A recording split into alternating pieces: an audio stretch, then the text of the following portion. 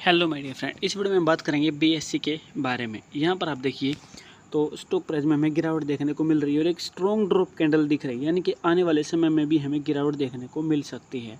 तो समझेंगे कि प्राइस की जो गिरावट है वो कहाँ तक रह सकती है। वीकली टाइम फ्रेम के अकॉर्डिंग हमने यहाँ पर पहले कैंडल्स लिया है, बाद में हम डेली टाइम फ्रेम सेलेक्ट करेंगे तो हमें चीज़ें और ज़्यादा क्लियर हो जाएंगी। तो जैसा कि हम अपनी वीडियोज़ में इंडिकेटर यूज़ करते हैं मूविंग एवरेज 50 और 200, इसके बेस पे हम सबसे पहले समझेंगे कि प्राइस कहाँ तक गिर सकता है।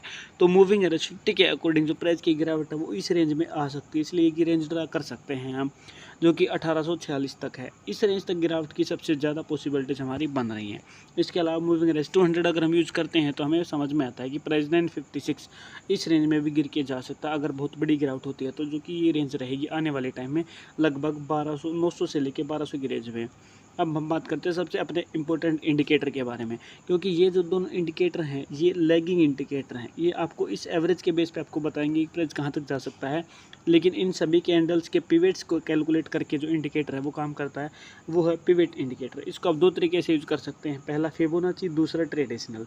ठीक है, तो फिबोनाची क्या बोलता है, वही पिवेट लाइन 1456 और S1 959, ये दोनों ये चीज़ें बता रही हैं कि जो प्राइस है वो R3 तक चला गया था, अब यहाँ पर ये वापस गिर रहा है, तो आने वाले टाइम में ये गिरकर वही चीज़ें मूविंग एवरेज 50 और मूविंग एवरेज 200 वही चीज़ ये भी बता रहा है कि जो सपोर्ट है वो इन प्राइस पर आ सकता है। तो यहाँ पर मूविंग एवरेज 50 और पिवट दोनों के दोनों सटीक काम कर रहे हैं और ये प्राइस रेंज हमारे सामने निकल कर आ रही है। अब अगर डेली टाइम फ्रेम की बात करते हैं तो डेली टाइम फ्रेम में प्राइस कहाँ तक गिर के आ सकता है, तो डेली टाइम फ्रेम में प्राइस की जो S3 सपोर्ट है वो 2236 पर हमें दिख रहा है, और वही मूविंग एवरेज 200 की बात करते हैं तो 1949। तो मुझे उम्मीद है ये चीज़ें हमें क्लियर हो गई हैं कि जो सपोर्ट है वो किस किस पॉइंट पर हमारा बन रहा है। डेली टाइम फ्रेम यानी कि ये हमें बता रहा है कि जुलाई तक का टारगेट, ठीक है, यानी कि जुलाई एंड तक जो प्राइस की जो गिरावट है वो लगभग 2236 तक हो सकती है, और अगर इससे भी ज़्यादा इसी महीने में गिरावट होती है तो वो 1949 तक होने की संभावना हमारी बन रही है।